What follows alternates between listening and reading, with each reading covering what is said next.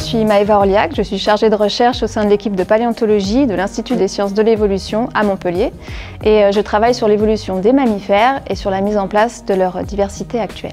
Ce qui m'a poussée à faire de la recherche, je crois que c'est avant tout la curiosité et puis le plaisir des nouvelles découvertes.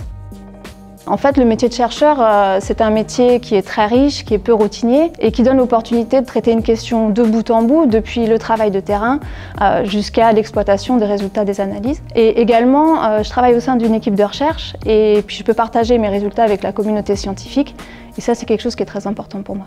Alors d'une manière imagée, mes recherches consistent à reconstituer la forme des organes des sens et du cerveau chez des animaux qui ont disparu il y a des dizaines de millions d'années. En fait, ces structures constituent le centre de contrôle de l'animal et vont nous fournir des informations très importantes pour avoir accès à leurs relations de parenté et leur mode de vie. Je travaille particulièrement sur un grand groupe de mammifères actuels, celui des artiodactyles, qui comporte notamment les camélidés, les cochons, les ruminants, les hippopotames et d'une manière bien plus surprenante, des cétacés.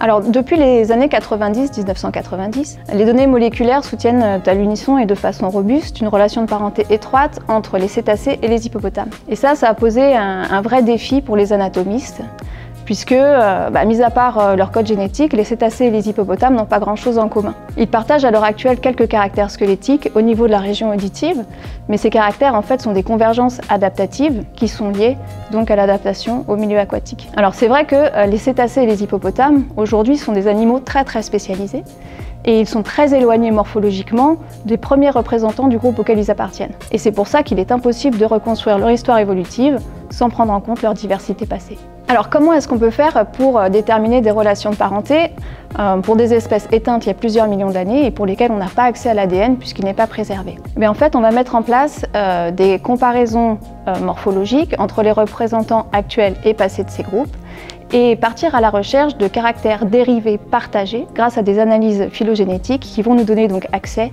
aux relations de parenté de ces groupes et à leur histoire évolutive. Les techniques d'imagerie 3D associées à de la microtomographie à rayons X nous donnent maintenant accès aux structures internes des fossiles de manière non destructive. Et il est désormais possible de reconstituer virtuellement la forme des organes des sens, comme l'oreille interne, et également la forme externe du cerveau.